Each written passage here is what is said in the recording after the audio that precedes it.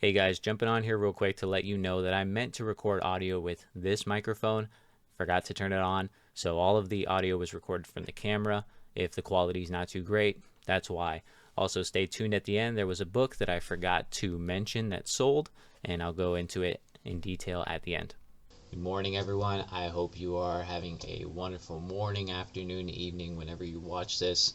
For me, it's the morning time, just started the day, and I wanted to talk a bit about some of the items that I've picked up recently, as well as some of the items that sold, because yesterday and today were pretty significant days in terms of books sold, at least for me at this stage of the business. But before we get into what's sold, I just kind of want to quickly run through some of the things that I picked up. Most of these books, actually all the books I'm going to show you today, came from one person's estate, and this man was very into two things. First being stamps, second being the West, or more specifically Oregon, which is where I'm based. I don't think I mentioned that before.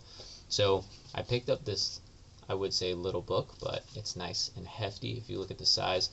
Unfortunately, we've got some warping in the binding, pushing these pages outwards, and I've seen better conditions of this book, better copies, but I still think, if you can kind of see closely here, I don't know if you'll pick up on that. There you go in the video. But there's like this pattern on the book. At first I thought it was water damage, but it's pretty consistent throughout, and there's no marking on the interior that shows any water staining, so I figured it was just part of the book cloth that this was bound in. But this book contains a ton of information on stamps for the time. You can see it was published in 1929. The gilt lettering is just indicative of that time, where they put a lot more care and effort into how these things were made. And while this book doesn't sell for particularly a lot of money, I thought it was very interesting, even just to hold, to look at. This size of book, if this thickness, is not that common, and I think people would really appreciate that. Next we have 2 Years in Oregon by Wallace Nash. So this version of the book, you can see, was at one point owned by the Historic Society of Waterloo. And this version of the book, when I looked up the year that it was published, you can see 1882 is the publishing date at the bottom of this book. And there's actually two versions apparently from the same year. There's no way to tell which one is which, at least to my knowledge, because the copyright pages and the title pages on both versions of the book seem to be exactly the same. But this one is in brown, the other one is in blue. It's his second book, Wallace Nash. The first one was also about Oregon and got fairly popular, so he wrote this one as a kind of subsequent sequel to the first one. And it just gives a ton of information on Oregon. You gotta remember, at that time, there weren't that many people here. There still aren't that many people here. But this book was kind of instrumental in drawing people out to the West Coast. You might know The Pony Express. And here is a reprint of a classic book, which is the thrilling and truthful history of the Pony Express. This is an illustrated book. Although it is older, it's not the first edition. This is the 1946 edition, which is, I can't remember exactly. I looked this up yesterday, but it was something like 20 or 30 years after the first edition. So quite a bit newer, more recent than that, but it is illustrated throughout. It has a nice history on the Pony Express, which, even if you don't know that much about history, that is one thing I do remember being taught in history class, was the Pony Express was the progenitor of the United States Postal Service. So something with a common kind of name like that, something that people know, I would pick up, because I feel like there's got to be a bigger market for it, just in terms of recognizability. And speaking of that, even though I'm not from here, and it's possible that the person that buys this book is not from there, this is the book of the horrors of San Francisco, the complete story of the San Francisco horror, not just the general horrors of San Francisco. Now, and this is referring to the San Francisco earthquake that happened at the turn of the century, early 1900s. It's got a nice inscription here in the beginning, which says, sorry about that, Mr. and Mrs. Stoneberg of Cottage Grove and me desire this book in Oregon to be handed down many generations. They spell generations Janeration, so generations. This book is also copiously illustrated. It's a reprint, so this is actually the memorial edition. You can see here at the bottom. Whenever I see these listed online, I notice that people will be listing them as first editions just because there's no additional information in the title page or copyright page to say otherwise. But here you can see the style of the time, and it gives the perspective of a lot of different people.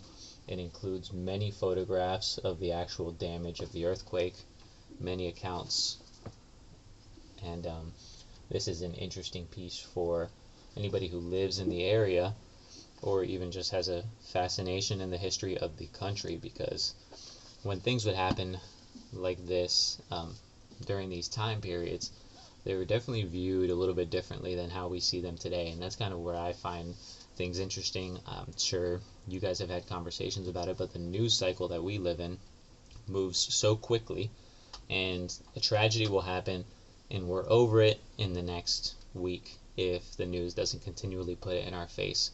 But something like this would happen in times before this 24-hour news cycle, and I think people had a little bit more autonomy on what they thought about, and books were written, books were reprinted.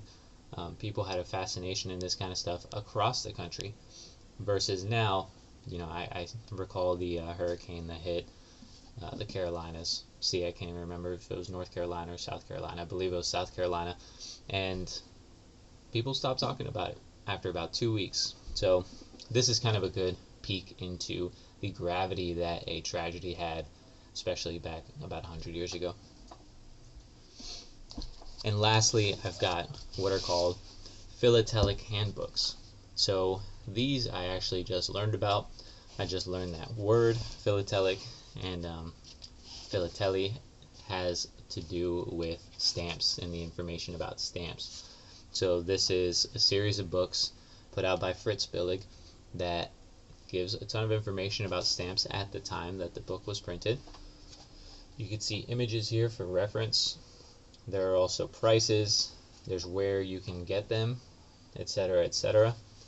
I'm not very well versed in this, but I did see that this particular individual, this estate, had plenty of these, and that there was some demand from people who were very into stamps for this kind of thing, and I thought, well, I could buy a few of them and see if anybody's interested in them, just to learn a little bit about the subject myself, because anybody who's a collector of stamps is likely to be very interested in all the stuff around stamps as well, because it's more than just the actual stamp. Just like anything else, it's the story, it's the context of it. And so that was just a little bit of the things that I picked up recently. Now we're going to move on to the things that sold. From that same estate, I picked up these books, and they sold almost instantaneously. These are Magnum Easy Eye paperbacks, which means that the type on the inside is just a little bit larger than was typical at that time. You can see there's illustrations on the inside, and I figured something like this would sell quickly because people have a hard time seeing those tiny letters. And so these are classic stories. I've got Alice in Wonderland and Through the Looking Glass, Aesop's Fables, The Prince and the Pauper, and Adventures of Sherlock Holmes. I picked up quite a few of these and decided to list them in bundles of 4, because you never know. I think when you're paying a low price for something like this, because I didn't have them listed for a lot, people are probably more likely to get some more of the classics. I doubt they've read 3 out of these 4, so even if they've only read 2 or maybe only read 1, they'd still buy the whole lot, because classics never go out of style, was my thinking. And I guess someone agreed. Next, I've got this vintage reference book, Drugs and Solutions for Nurses by Stella Gustre. So this was published in 1924 as a reference for nurses. It has a ton of information on how to administer certain drugs, how to measure certain drugs, how to mix certain solutions, and how to make basically any kind of measurement, any conversion from metric to imperial. It's got the mathematics here too, and I figured that somebody would be interested in this, especially as a gift for a newly graduated nurse. So you can see here there's even some reference to how to translate Latin words into English, because a lot of medical language and literature, as we know, is sometimes very difficult to decipher unless you speak the lingo. So this sold today on Etsy, and thank you for your purchase. I hope that this ends up being a very nice gift to someone who appreciates it. Also sold on Etsy, which I also assume to be a gift because I sold one of these before, and I've also sold similar items that typically end up being given to father-in-laws, grandfathers, and such who were part of these conflicts. But this is a Blue Jacket manual from 1943, which is, I believe, the year that the United States entered World War II. The Blue Jackets, that's a Navy term. So this has a lot of flags that somebody might, you could see the German flags right there in the bottom. Flags that somebody might need to know on the sea, somebody might need to identify.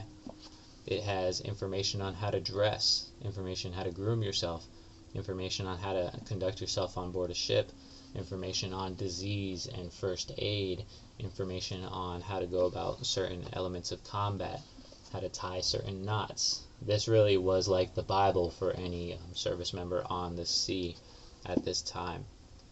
So this is much thicker than the other one that I sold. The first one that I had come across was a 1941 one.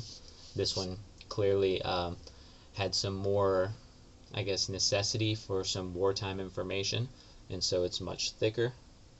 And I knew that somebody would be interested in this, so I picked it up when I saw it.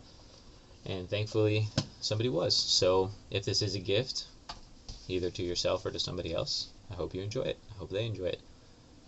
And lastly, this is the big one. This is the one that I am really excited that sold.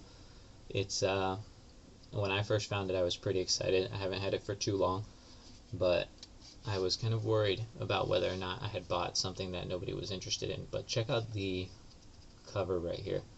The binding, the case binding with like the embossed little stars.